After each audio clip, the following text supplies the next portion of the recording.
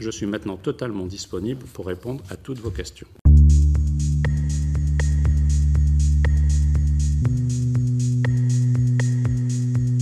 Avant toute chose, je tiens à redire que j'étais personnellement choqué par ces images et je ne doute pas que chacune et chacun ici l'ont été tout autant. Je condamne une nouvelle fois les actes auxquels se sont livrés messieurs Alexandre Benalla et Vincent Crase le 1er mai dernier. Ils sont contraires aux valeurs portées par notre République et par le mouvement politique que je préside. Que Vincent Crase m'a déclaré intervenir comme gendarme réserviste auprès de l'Élysée. Et c'est la raison pour laquelle je n'avais pas, à mon sens, à juger les conditions de son intervention. Et c'est vrai que dans la lettre que je lui ai adressée, le lendemain, je lui ai rappelé que sa participation aux manifestations et son comportement à cette occasion étaient en décalage complet avec l'attitude attendue d'une personne en charge de l'accueil et de la sécurité, mais également, je voulais rappeler des valeurs de notre mouvement.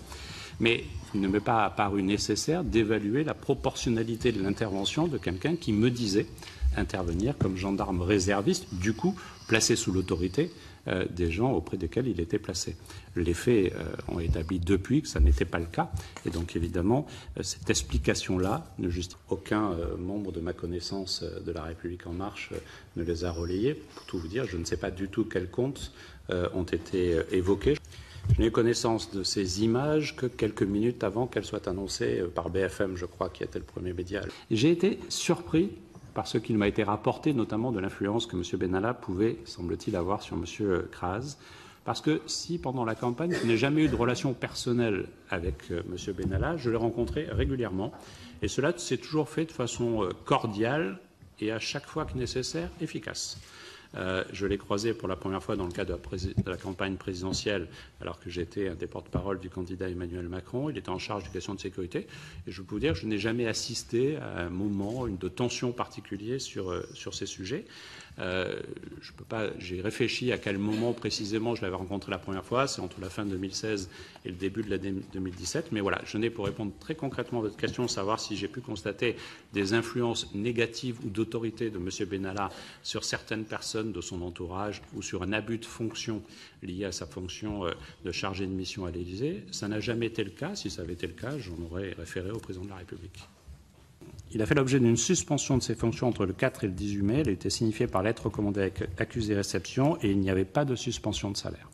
Je vais préciser que pour ce qui est de la rétrogradation, les fonctions de M. Crase n'étaient pas tout à fait les mêmes que celles de M. Benalla. Donc il m'était difficile de réorganiser. Par contre, je l'ai dit tout à l'heure, il n'a plus fait aucun déplacement extérieur dans ce cadre-là. Et de toute façon, il n'a jamais eu l'occasion de m'accompagner dans mes déplacements. Contrairement à ce qui a été écrit dans la presse ce matin, ma sécurité personnelle est assurée par mes officiers de sécurité. Ensuite, il faut avoir en tête que Vincent Crase n'avait pas de port d'armes, selon les informations en ma possession, que si, pendant la campagne électorale, 2 autorisations de détention d'armes avaient été accordées au moment de la campagne électorale, elles sont tombées à la fin de la campagne électorale et qu'en aucun cas, ni M.